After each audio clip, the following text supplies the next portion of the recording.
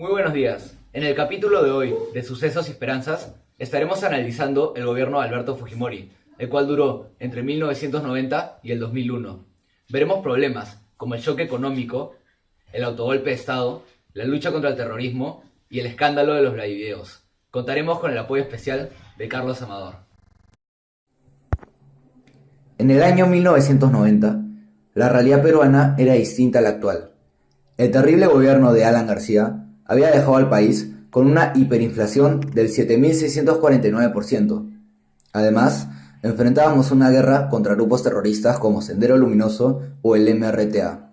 Las elecciones presidenciales de este año se disputaban entre dos principales candidatos: Mario Vargas Llosa, candidato respaldado por el Frente Democrático, y Alberto Fujimori, perteneciente al nuevo partido Cambio 90. Es importante mencionar que, en aquel momento, Fujimori surgía como un personaje nuevo en la política peruana, un forastero desvinculado a toda la corrupción y podredumbre que se encontraba en el entonces gobierno de García, lo cual le ayudó a conseguir el voto de muchos peruanos. En el debate presidencial, el tema mayor sonado fue el económico, en el cual el señor Alberto Fujimori consiguió el apoyo restante al oponerse al shock económico propuesto por Mario Vargas Llosa. Alberto Fujimori gana las elecciones con el 60% de los votos en 1990. Uno de los primeros problemas, y uno de los más importantes, que este gobierno enfrentó fue la hiperinflación. Aunque durante la campaña Fujimori se opuso al shock, tras una visita con el Fondo Monetario Internacional, comprende que debe ser implementado para aliviar la inflación. El 8 de agosto de 1990, el ministro de Economía, Juan Carlos Hurtado Miller, anuncia la reestructuración de precios en un sonado discurso en la historia de nuestro país. Es así que la lata de leche evaporada que hoy costaba en la calle 120.000 intis, costará a partir de mañana 330.000 intis. El kilo de azúcar blanca, que solo se conseguía a 150.000 intis, costará a partir de mañana 300.000 intis. El pan francés, que esta tarde costaba 9.000 intis, costará a partir de mañana 25.000 intis. Que Dios nos ayude. Este será la primera de una serie de reformas económicas liberales, entre las cuales también se encontraron la eliminación del control de precios, la privatización de empresas y la implementación del nuevo sol en reemplazo del INTI. Aunque logró librarnos de la inflación, estas medidas aún son criticadas por su fuerte impacto y la devaluación de sueldos que ocasionó en aquel entonces. Sin embargo, es innegable que estas sacaron al país de una hiperinflación que solamente lo hundía más y más. La verdad es que era muy necesario hacerlo, era una medida indispensable en ese momento porque la hiperinflación estaba desbocada, no había forma de controlarla y todas las medidas económicas que se tomaron eran indispensables para estabilizar la economía. La historia demostró de que fue lo correcto, ¿no? ¿Cuál fue mi reacción en ese momento? Bueno, yo era todavía un muchacho muy joven, no sé, el año 90, tenía 17, 18 años. Entonces, bueno, lo expecté con incertidumbre, con miedo, como la mayoría de gente, pero bueno, todo pasó relativamente rápido y bueno, las cosas fueron mejorando con el tiempo. 2 años tras la implementación del shock económico, el conflicto entre el poder legislativo y el poder ejecutivo es cada vez mayor y tiene sus inicios en una falta de representación de Cambio 90 en el Congreso, teniendo únicamente 32 de 180 diputados y 14 de 62 senadores. Es debido a la tensión en el Parlamento y la crisis que enfrentaba el Estado con el terrorismo que se decide cerrar el Congreso y suspender las actividades del Poder Judicial el 5 de abril de 1992.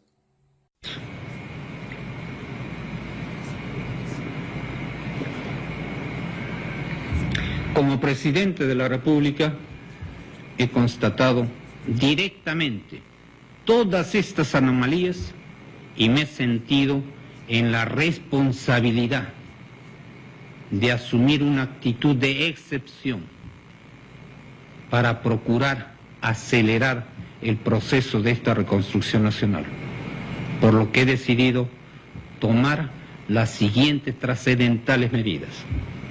Primero, disolver temporalmente el Congreso de la República hasta la aprobación de una nueva estructura orgánica del Poder Legislativo, la que se aprobará mediante un plebiscito nacional. Segundo, reorganizar totalmente el Poder Judicial, el Consejo Nacional de la Magistratura, el Tribunal de Garantías Constitucionales y el Ministerio Público para una honesta y eficiente administración de justicia. Tercero, reestructurar la Contraloría General de la República, con el objeto de lograr una fiscalización adecuada y oportuna de la administración pública, que conduzca a sanciones drásticas para los responsables de la malversación de los recursos del Estado. Reitero que como ciudadano elegido por las grandes mayorías nacionales, solo me anima el deseo de lograr la prosperidad y la grandeza de la nación peruana. Y ello solo será posible a través de una profunda transformación del Estado y sus instituciones para que éstas se constituyan en verdaderos motores del desarrollo y la justicia social. En este día, las Fuerzas Armadas se desplegaron a instituciones políticas y casas de opositores para mantener el orden. En respuesta a esto, el general Jaime Salinas lideró un intento por restablecer el orden democrático, el cual falló. Tiempo después, debido a la presión de organizaciones internacionales como la OEA, inician las elecciones del Congreso Constituyente Democrático y se aprueba la Constitución en 1993. La verdad es que en ese momento gran parte del país lo aprobó, ¿no? Gran parte del país lo aprobó. ¿Lo sigo aprobando? Sí, yo creo que sí, fue necesario. Yo creo que fueron medidas importantes, reformas importantes en el Estado que fue necesario hacer en ese momento y que cambiaron el destino del país. Un país que era inviable, lo convirtió en un país exitoso y próspero. Por lo tanto, sí, yo creo que a pesar de los cuestionamientos éticos, morales que implica un golpe de Estado, aparentemente las circunstancias lo justificaban, ¿no? Quizá en este momento, en esta época de la historia del país y del mundo, no tendría ningún sentido ni justificación realizar una cosa como esa. Pero bueno, en el año 90 el mundo era distinto también y el país era otro, ¿no? La forma en que pensaba el pueblo y las necesidades que tenía también eran distintas. Por lo tanto, sí, creo que se justifica. El problema más peligroso que tuvo que enfrentar el gobierno de Fujimori fue la lucha contra el terrorismo, la cual se origina con el Sendero Luminoso en Ayacucho y se esparce en provincias y la capital, donde se presentan múltiples ataques a través de coches bombas y tiroteos, en especial al inicio del gobierno de Fujimori. Uno de los eventos más significativos del terrorismo, en especial de Sendero Luminoso, fue el atentado de Tarata, el 16 de julio de 1992, una fecha que quedó marcada en miles de peruanos.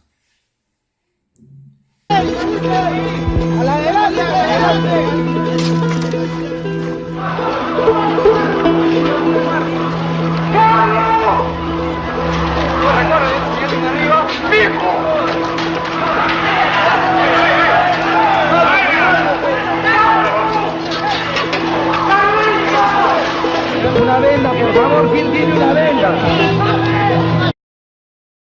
Bueno, el día que explotó la bomba de Tarata, yo en esa época vivía en Miraflores, en el Malecón, y regresaba de la universidad en mi combi, como todo un estudiante universitario, y estaba en el óvalo de Miraflores cuando explotó la bomba, y sentí una cosa muy extraña que nunca había sentido en mi vida, una energía que me recorría el cuerpo y que fue tan violenta y una cosa muy extraña, y inmediatamente después vino el ruido y una luz que se apreció, digamos, a cierta distancia, y no supe qué pasó realmente hasta que llegué a mi casa y bueno, a través de las noticias nos enteramos de lo que había pasado.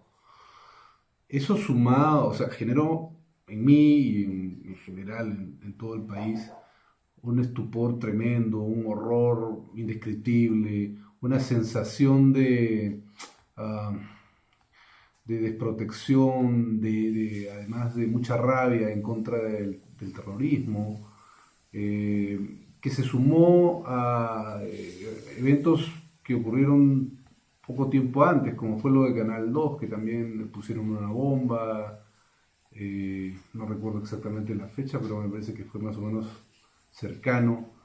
Sí, mucha indignación, mucha rabia, mucha sensación de desprotección, de que ya era como el límite de que podía pasarnos cualquier cosa en cualquier momento, a pesar de que ya vivíamos con esa idea de que podíamos no regresar a la casa, ¿no? Cuando uno salía de su casa sabía de que de repente por ahí explotaba un coche bomba o algo iba a pasar por ahí y no ibas a llegar de vuelta a tu casa. O sea, era algo que estaba ya metido en la cabeza de la gente, ¿no? Pero eso fue como una cosa extrema, ¿no? Además de Sendero Luminoso, también estaba el MRTA, o Movimiento Revolucionario Tupac Amaru, el cual, a diferencia de Sendero Luminoso, era un grupo guevarista, el cual no tenía miedo en identificarse con esta guerra armada y utilizaba distintivos para diferenciarse de las demás personas. El gobierno de Fujimori, al tanto de estos grupos terroristas y decidido con terminarlos, aplica una nueva estrategia antisubversiva que se centra en el accionar de la DIRCOTE y las Fuerzas Armadas en la captura de las cabecillas de las organizaciones terroristas, dejando el combate armado y patrullaje en manos de los comités de defensa civil antisubversiva, con ayuda del ejército peruano.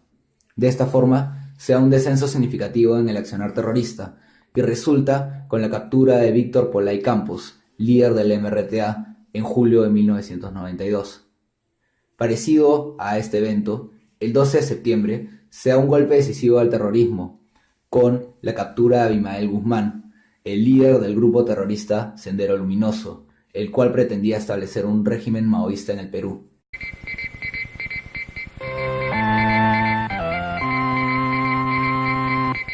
Probablemente la noticia que ustedes van a escuchar enseguida es una de las noticias más esperadas del siglo. Esta noche, según versiones policiales, la DINCOTE capturó en Lima al principal enemigo del Perú, Abimael Guzmán Reynoso, el terrorista causante de la muerte de 25.000 personas y provocador de daños materiales que pasan los 20.000 millones de dólares. Se trata, señores, de una información esperada por la civilidad entera y que debe llenar de satisfacción al Perú entero. Repetimos, Abimael Guzmán ha sido capturado. Los detalles se los entregaremos en unos instantes más en la edición central de El Súper Especial de 90 segundos.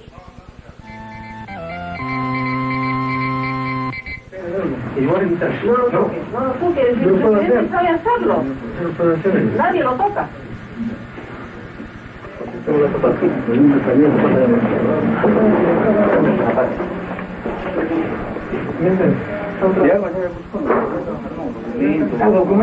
¿Cómo poder documento me dice que estaba escribiendo?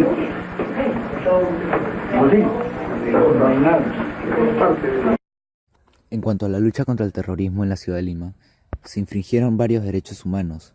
Uno de estos casos fue la masacre de Barrios Altos en diciembre de 1991 y la masacre de La Cantuta en 1992. Estas acciones fueron llevadas a cabo por el Grupo Colina, el Escuadrón de la Muerte, que funcionó durante aquellos años como un grupo paramilitar fundamentada en el combate contra posibles miembros de la organización Sendero Luminoso. En cuanto a la lucha contra el terrorismo, cabe mencionar que esta no se da únicamente en la ciudad de Lima, sino que también se tiene que luchar en la sierra, donde se origina Sendero Luminoso. Esta se logra ganar gracias a las autoorganizadas milicias rurales de la sierra, conocidas comúnmente como los ronderos, quienes fueron adiestrados y equipados militarmente por los servicios de inteligencia de la Marina, del Ejército y la Policía Nacional del Perú. Es debido a esta cooperación entre el Estado y los ronderos que se logra dar la victoria contra el Sendero Luminoso. Parezca increíble, las autoridades civiles, judiciales, eclesiásticas y varios líderes de ONGs dudaban de la capacidad y responsabilidad de estos campesinos. En medio de esas dudas, ¿cómo iban a cumplir su arriesgada labor? Era absolutamente necesario darles muestra de confianza, estar de su lado. Con su aporte daríamos un paso decisivo en la lucha contra Sendero y el MRTA, inmovilizando a los terroristas, cortándoles las vías de comunicación, evitando que se reorganicen y se abastezcan con facilidad, pues las fuerzas del orden no podían abarcar todo el territorio nacional y menos las zonas agrestes de la sierra. Solo en Ayacucho y Huancavelica. A marzo de 1994, los ronderos ya contaban con 6.060 escopetas. Su labor de autodefensa y erradicación del terror contribuyó a aplicar el PAC, Programa de Apoyo al Repoblamiento, creado en 1993. Miles de desplazados empezaron a retornar a sus tierras sin nuevos ataques terroristas que temer. Para ratificarles la confianza de mi gobierno, tomé la decisión de invitarlos a participar en los desfiles militares de cada 29 de julio en el Campo de Marte o en la Avenida Brasil. Luciendo sus coloridas y típicas vestimentas, ahí estaban los ronderos con paso marcial. Son estas medidas económicas y la captura de líderes terroristas como Abimael Guzmán y Víctor Polay Campos que Fujimori consigue la popularidad para ganar la reelección. Esta reelección es posible debido a la nueva Constitución del 93, la cual se implanta tras el cierre del Congreso. Siendo ya Fujimori reelecto, comienza su segundo gobierno, entre los años 1995 y el 2000. Este segundo gobierno, donde se puede ver con mayor fuerza sus características autoritarias, como con el control de los medios de comunicación. Desde 1992 se le acusa de iniciar intervención en canales de televisión y periódicos para obtener apoyos de estos. Sin embargo, se ve con mayor fuerza en el segundo gobierno, donde se denuncian varios casos de amenazas e intimidaciones a periodistas. Los más críticos al gobierno, como César Hildebrand, fueron despedidos e incluso se denunciaron planes de asesinatos para estos, con el nombre del Plan Narval. Muchas de estas políticas de corrupción y de control de medios de comunicación fueron dadas por el asesor de inteligencia Vladimiro Montesinos, aunque de este hablaremos más tarde. Un caso importante del control de los medios de comunicación fue en mayo de 1997, donde se le retira la nacionalización a Baruch Ibcher, el propietario del canal Fuerza Latina. También se le acusa a Fujimori de los ya llamados diarios chichas, cuya característica principal era mostrar a los opositores de Fujimori de forma burlesca y tratar de quitarle su reputación. Sin embargo, es en su segundo gobierno donde se muestran a sus mayores proezas al ver cómo reacciona a la ya conocida crisis de los rehenes. Esta inicia el 17 de diciembre de 1996, cuando 14 integrantes del Movimiento Revolucionario Tupac Amaru, o MRTA, son liderados por Néstor Serpa Cartolini para tomar como rehenes a 800 personas pertenecientes a la jerarquía política, social y económica del Perú en la residencia del embajador de Japón. Esta crisis se dio por varios meses y tuvo atención internacional. Los secuestradores denunciaron la grave situación de violaciones de derechos humanos en las cárceles peruanas y exigieron la liberación de varios presos del MRTA. La Santa Sede envió como negociador a Juan Luis Cipriani y se consiguió la liberación de la mayoría de los rehenes, quedando solamente 72 de ellos en cautiverio. La Cruz Roja Internacional fue aceptada por los miembros del MRTA como organización competente para garantizar la alimentación y la salud de los rehenes. La crisis finaliza en abril de 1997 con la operación Chavín de Huántar. En esta acción militar, 71 de los 72 rehenes son liberados. Lamentablemente, uno padece un paro cardíaco en la operación.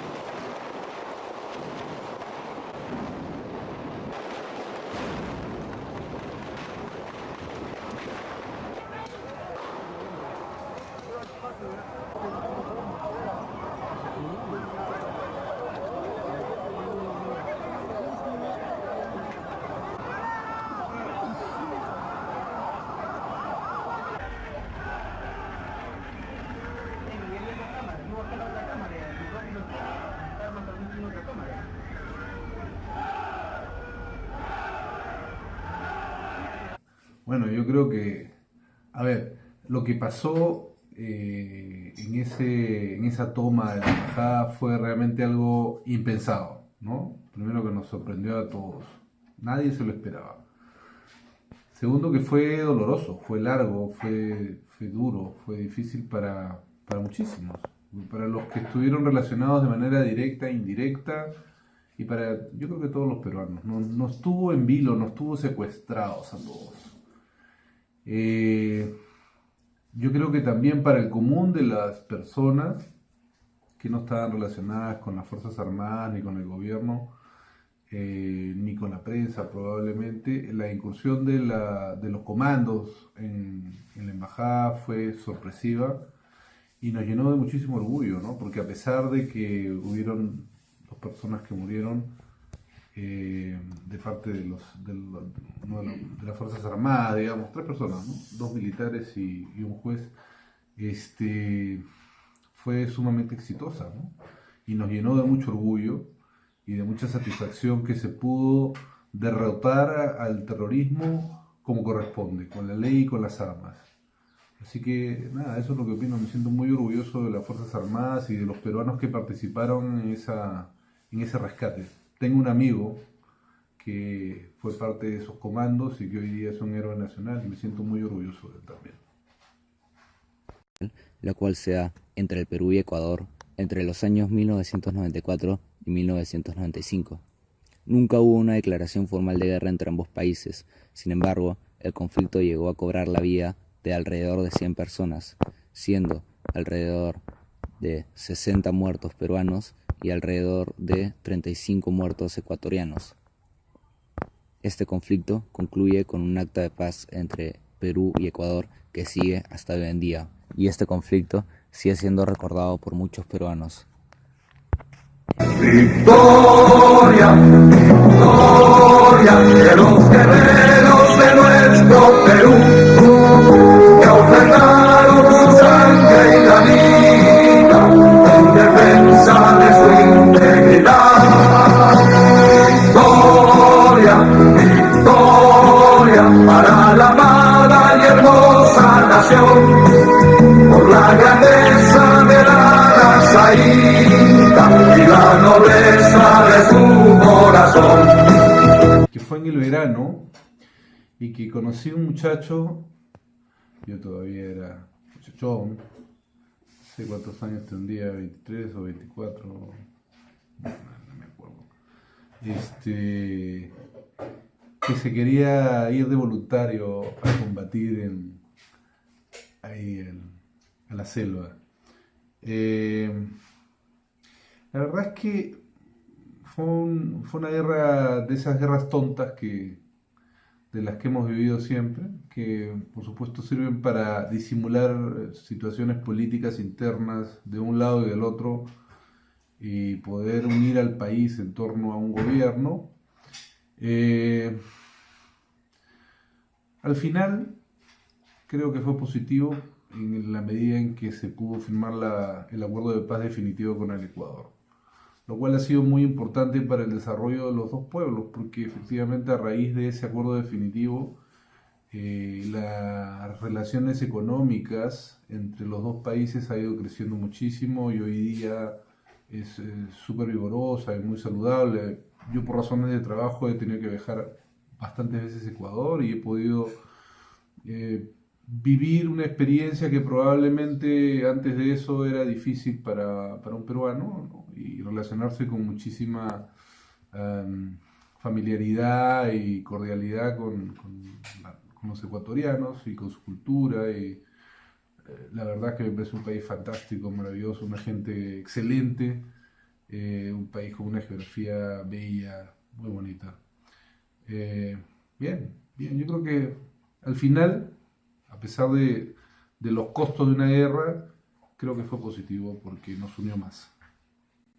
Debido a la Ley de Interpretación Auténtica de 1996, en la cual se adjudica que debido a que la Constitución fue implantada en el primer gobierno de Fujimori, Fujimori podría ser electo de nuevo en los 2000, es que Fujimori gana por tercera vez las elecciones y tiene un tercer y corto gobierno.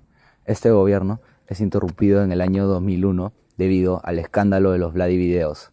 Estos videos fueron comprados por la oposición en el año 2000 y publicados, y mostraban terribles actos de corrupción realizados por Vladimiro Montesinos, asesor de inteligencia de Fujimori.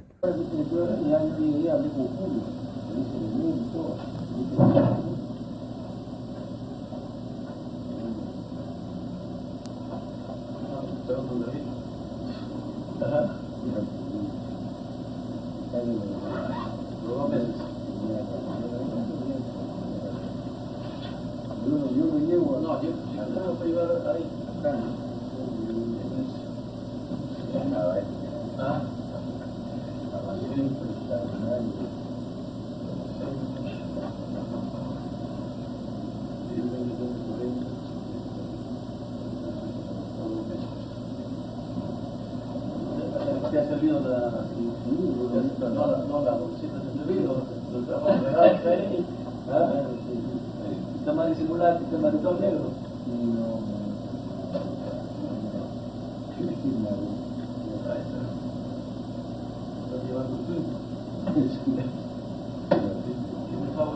Debido a esto, Fujimori escapa a Japón y desde ahí es que presenta su renuncia por fax. Sin embargo, esta renuncia no es aceptada por el Congreso y Alberto Fujimori es vacado en el año 2000.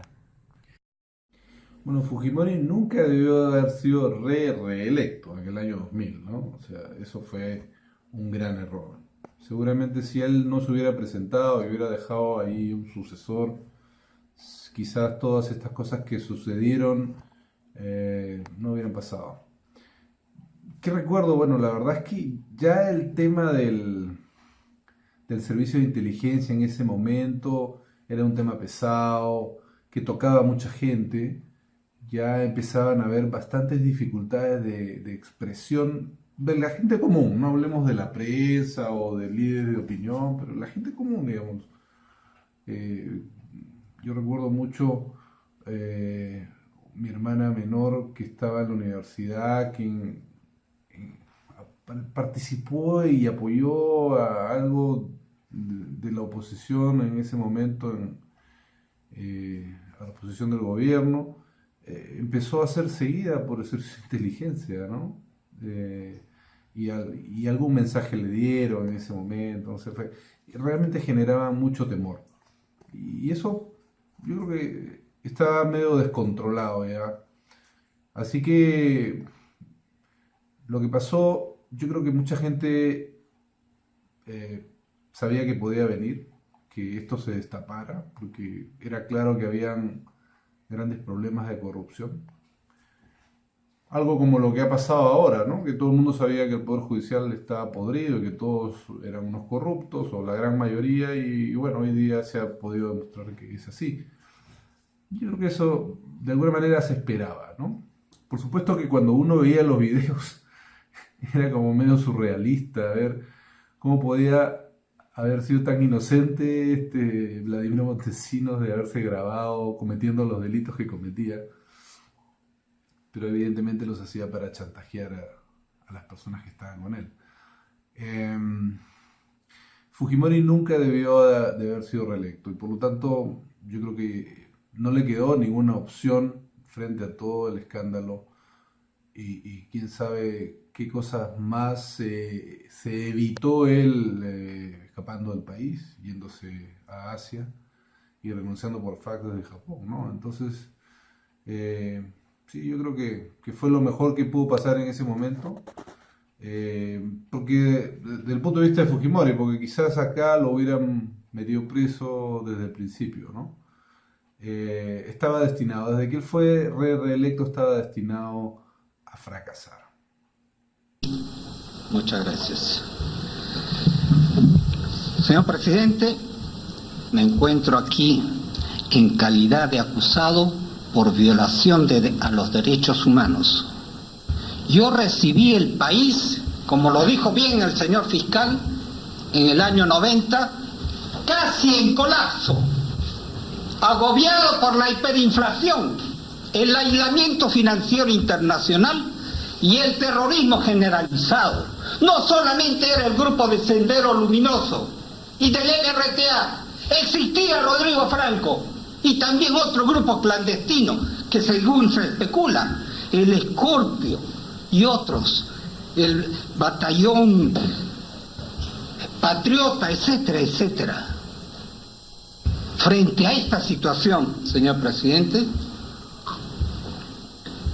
con el país desangrándose, 50% del territorio controlado por esas huestes terroristas, 560 comisarías replegadas y las Fuerzas Armadas sin armas, enfrentándose ahí los problemas del Ecuador y Chile, y al mismo tiempo con este gravísimo problema del terrorismo. Sí, se dice que alguien tenía que venir. ¿Para qué? Como se dice ahora en los spots televisivos, el Perú avanza. El Perú avanza, señor presidente, porque hubo reformas dentro de un contexto de respeto a los derechos humanos y rescatando a los peruanos. Yo encontré el país a 13 millones de peruanos, a quienes conocía perfectamente en la tierra. Discriminados durante... Acusado Fujimori, señor por favor. presidente, solamente 30 segundos. Perdón. 10 millones de Acusado peruanos... Fujimori, aquí mando yo. En los pueblos jóvenes. Ya termino, señor. No, un momentito. Tiene usted que respetar las directivas del tribunal. Muchas gracias. Hemos sido sumamente amplios. Usted va a tener la oportunidad de responder todas las preguntas y luego al final hacer toda la exposición que tiene por conveniente. Sin embargo, este paso es sencillamente pronunciarse puntualmente acerca de los cargos. Yo le pido a usted por haberme dado esta oportunidad de exponer brevemente lo que va a ser mi defensa, que naturalmente será en base a pruebas y no en base a indicios, sospechas y presunciones. Se trata efectivamente de un hecho histórico, como lo dijo el representante del Ministerio Público, porque a raíz de mi gobierno se rescata los derechos humanos de 25 millones de peruanos, sin excepción alguna. Si se cometieron algunos hechos execrables, los condeno, pero no fueron orden de quien habla. Yo por eso, señor presidente, rechazo los cargos, totalmente. Soy inocente y no acepto esta acusación fiscal y ruego a usted, señor presidente, admitir el proceso para la sentencia. Muchas gracias. Siento.